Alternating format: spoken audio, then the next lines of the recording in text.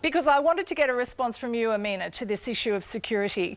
How willing are you to remove your veil in court, for example, at an airport, in a bank, in those sorts of places?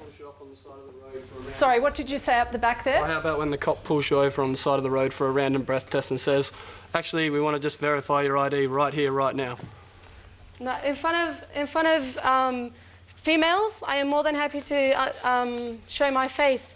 And say I was held up on the street by a male officer, I'd tell him, let's go to the office, and in front of a female, I will show my face. So security is not an excuse at all. And on the point of and airports, how many years have we been catching airplanes with no need to see our faces? All we need to do to withdraw large amounts of money from the bank is an ATM card and a PIN number. We need to show our faces. Okay, Amina, probably backtracking just a bit, but for the benefit of some people watching this, why don't you want to remove your veil and show your face to a man? Why should I?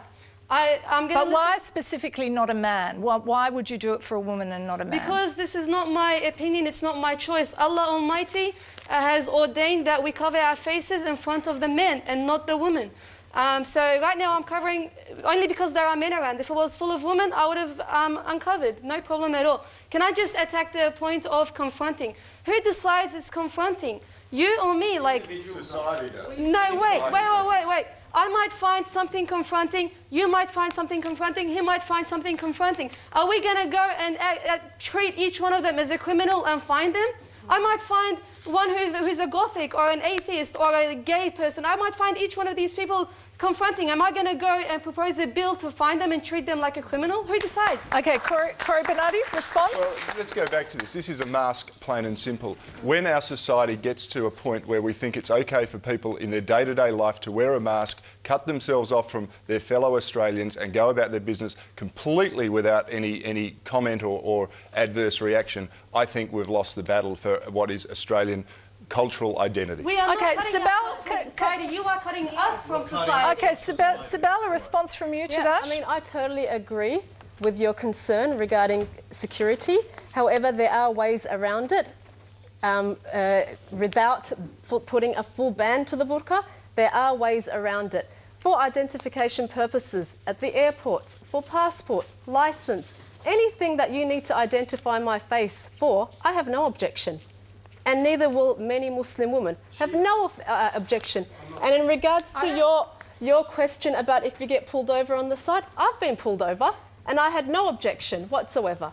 So with a male officer? Would you require a female? At that time, if a female is available, you'd ask for it. I will ask for a female. If a female is not available, I will settle for the male, because for identification purposes, for security purposes. Coming back to what you said, walking into a bank, do you think if I want to commit a felony, if I want to commit a crime, do you think banning of the burqa is going to stop me from committing the crime? Of course not. So what are you going to do? Are you going to ban all items that lead to theft and robbery? Are you going to ban the balaclava? Let's not jump from where we were. Are you going to ban the bandana? If I walk into a bank with a balaclava on or a motorcycle helmet, there is instant alarm in the bank and they're wary.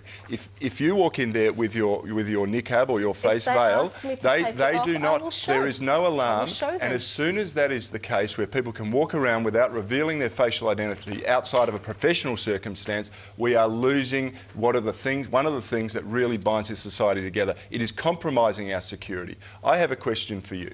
If you're a member of Parliament, would you remove your veil in order to vote? Because that's how we identify who is actually voting. If you need to identify me prior to me voting, I have no objection. But you'd have to walk in there and you have to sit there without your veil on. That's in front fine. Of, I will do it. This is the point. That's fine. This is the point. So you're prepared to do it when it's required, of course, right? And yet the rest of the time you say no, it's a religious requirement. Why is and this it is what I want to do. It's called choice. That's right. Thank you very much. But your choice is compromising our society. If I'm going shopping, what's the reason for me to be honest? All right, let's start talking very. What security? Excuse me, just I want to know what security we are talking about here. The security of a country. What security of your country? The ability to identify people. And you identify people. How many people they make huge problem to the security of Australia, and they are like you, We can wearing identify- exactly how you can how you identify what them. you identify them. What you identify them They there. can see my face on TV. So they what? can't see this It's lady so from this many lady. faces like your face. I'd like to They just... can't put a okay, makeup, we they have can't to- put a beard. What, Now we all look the same, do we? Is Yeah, that you right? look the same, Oh, yeah. oh, dear. All right, we have to go to a break, everyone. We are going to keep this going. Coming up, we're going to talk about whether the ban is about something bigger than women's rights and security. That's next. Tonight we're talking about banning the burqa and other Islamic full-face veils, whether they should be banned. And as you can hear, it's fairly lively in here, and I think we should have probably been keeping on going during the commercial break. But anyway, could I ask you all please to just quiet down? We are back on air now, and I would like to just start this section by talking to Tanveer. Tanveer, you're a non-practicing Muslim. You're from a Bangladeshi background. Before the break, we were talking about choice, and I'm interested in how much you think this is about choice and how you define choice in the context of this debate. Jenny, as we've seen, people bring a host of their own beliefs and prejudices to the image of a woman in a burqa, and that's from all sides of the debate, so it stirs immense emotion. We've heard various arguments, be it the unique French sort of staunch secularism of keeping religious symbols out of civic spaces. We've heard about coercion, which is increasingly we've seen isn't the case. So that's another argument that's relatively weak, I think, certainly in Australia. And we've also heard about security, which, while valid, is probably a fringe argument.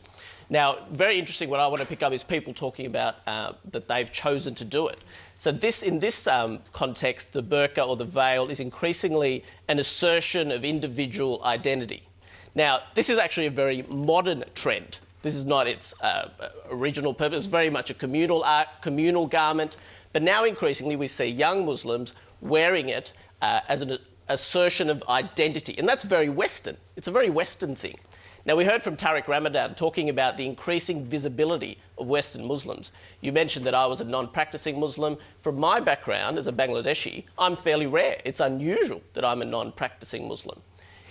Several studies around the world have shown second and third generation immigrants of other immigrant groups, non-white groups, most immigrant groups become more secularised over generations. Muslims, increasingly, right around the Western world, become more religious. Why? The nature of that religious observance is different. It is very much about assertion of individual identity. It's more political. There's more elements of sort of political protest. They link their own grievances to that of Palestine or Iraq. And also, there's a much more what's termed religiosity. And the notion of that is that they're much more likely to express their observance by outward symbols. Okay. Be it wearing a beard for men and women wearing a burqa, even though, say, from my culture, South Asian, most women back in, say, India, Pakistan, wouldn't wear a veil or a burqa, whereas women growing up here are far more likely to wear a burqa. It's an expression of identity, protest, all wrapped up into one. Is that the case with you, Amina? I completely disagree. It's more to do with knowledge. Once you are knowledgeable in where the niqab stands from an Islamic perspective, and I encourage all of you to study about the niqab from an Islamic perspective, you will find it's not about finding an identity. It's not about this or that. It's about pleasing Allah. It's about imitating the wives of the Prophet. That's Okay, it. so Amina, can I ask you, does your mother wear a burqa? No, she does not. So why do you wear a burqa when she doesn't?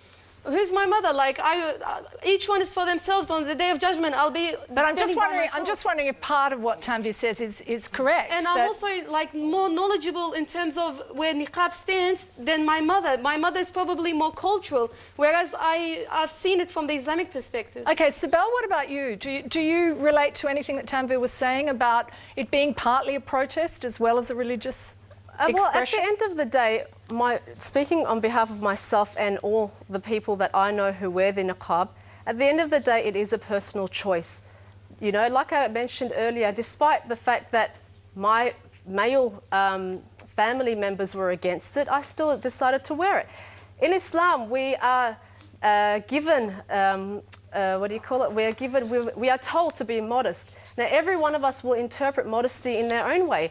I may express my modesty through the covering of my face, which is fine. Others may interpret modesty as being just covering the scarf, which is also fine. It all comes down to each person's choice of how you define modesty. That's a very Western argument. So the whole idea of individual choice, she's expressing herself as a Western woman, effectively, but then putting on the garment, yeah.